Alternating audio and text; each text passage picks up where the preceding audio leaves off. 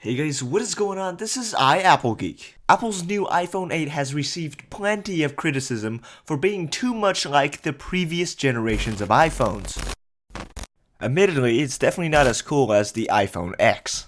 In this video, I want to help you answer the questions, why does this phone exist, and who is this for?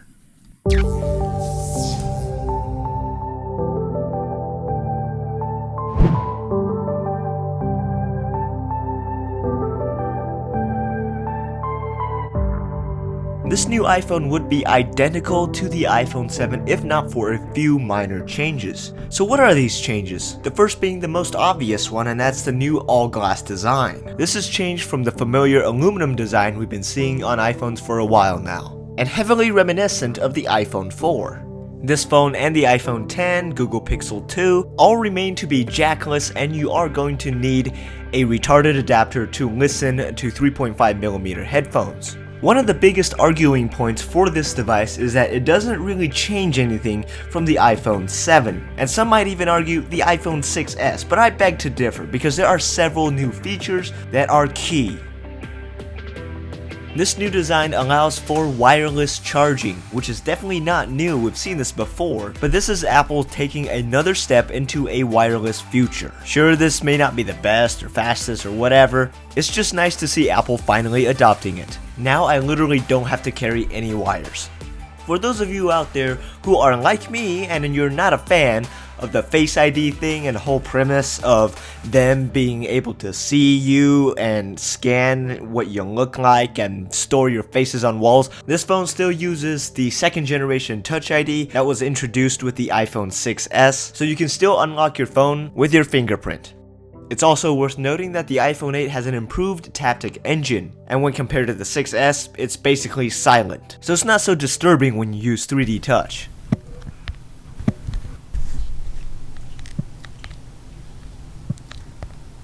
And personally, coming from the iPhone SE, even having 3D Touch is a huge plus. Next up, we have the insanely powerful A11 Bionic processor. We already know Apple makes some of the fastest chipsets on the market, and this by far is the fastest available right now. Makes everything you do snappy, makes intensive games not so intensive. This is a solid speed upgrade. I'm not saying the iPhone 7 is slow, or the 6s for that matter, I'm just saying the iPhone 8 blows them out of the water.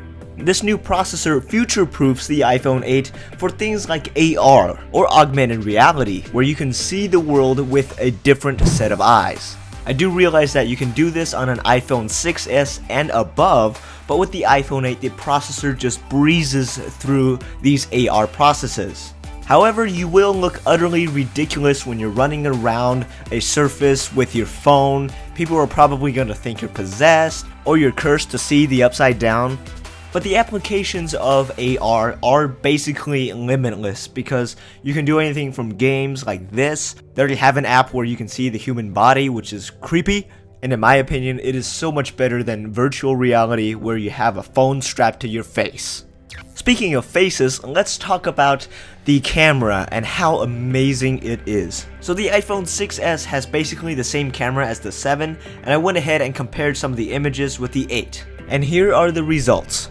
As you guys can see here with the iPhone 8 on the left and the 6s on the right, there are some pretty drastic color differences. The iPhone 8 has a larger sensor, meaning larger pixels, meaning it's gonna get more light per shot, so color accuracy and low light has been improved. And the same story goes for the front-facing camera. There are a couple more megapixels here, but image processing is on point. With that said, let's take a closer look at some images and video taken on the iPhone 8.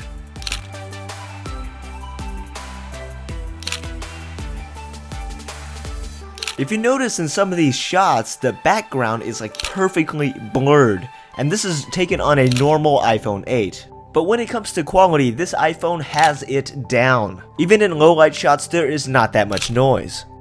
Of course, with the iPhone 8 Plus and iPhone 10, you do have a portrait lighting mode. Huge shout out to redRomina for providing me with some of these 8 Plus portrait mode crispiness.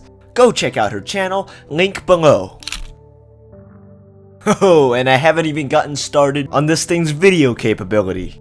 Let's start with the absolutely redonkulous 4K at 60 frames per second, mind-blowing eye candy. What you're seeing here is actual 4K 60 FPS footage from an iPhone 8, and there's no way you're gonna tell me that this does not look good. If you do, I'ma slap you.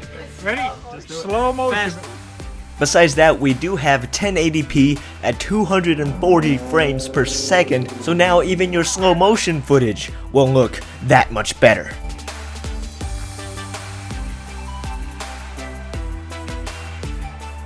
This is by far one of the best cameras on a smartphone of 2017, so if you're considering an iPhone 10, Pixel 2, whatever the case may be, just know that the iPhone 8 is already beastin'. The display remains at Apple's definition of Retina. The pixel density is 1334 by 750 on the iPhone 8 and 1920 by 1080 on the iPhone 8 Plus. So there's no resolution change, but there is a new True Tone display, just like the iPhone 10. This is a little hard to capture on camera, but the best way for me to describe this is that your display will now naturally adapt to what kind of light setting you have, and it will adjust to whatever is more natural at your current setting. So if you're outside, your screen's probably going to be more white. If you're inside with a yellow light, it's probably going to be more yellow. If you accidentally drop your phone in the toilet, or if it gets dirty, you can spray it off with a garden hose just like I did, and the phone will be just fine. It still has the IP67 waterproofing rating. So is this phone worth buying? Well, personally, I can't really say because everybody has different needs. So I can't really say yeah or nah, so I'll go with meh. This phone is really for those people that don't like to mess with the newest and latest and greatest technologies, or if you just hate that notch with a fiery passion, or the traffic lights on the back, or if you just want to use your phone right out of the box and you don't want to mess with learning new gestures and dealing with Face ID, but you still want to stick with Apple, this phone is a solid buy. So what do you guys think about this phone? Do you even consider it as a flagship of 2017? Be sure to let me know in the comments. Be sure to subscribe, and I will see you guys in the next one. Peace.